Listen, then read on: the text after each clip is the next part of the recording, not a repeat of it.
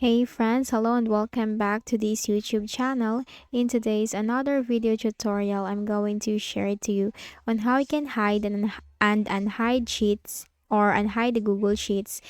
Okay, so let's go quick into the process. So it's just very easy. First is you need to open your Google Sheets.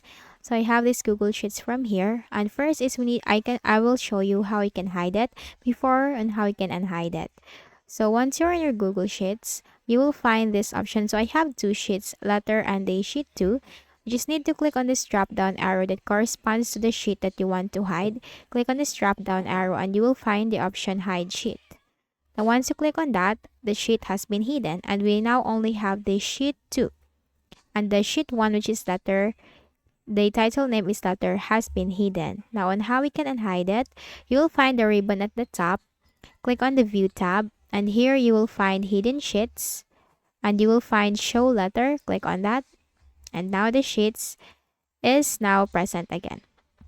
And that's it. That's how you can easily hide and unhide sheets in your Google spreadsheet. So I hope this video helped you. Kindly please do not forget to hit the like button and subscribe to this YouTube channel for more tutorials like this. Thank you for watching.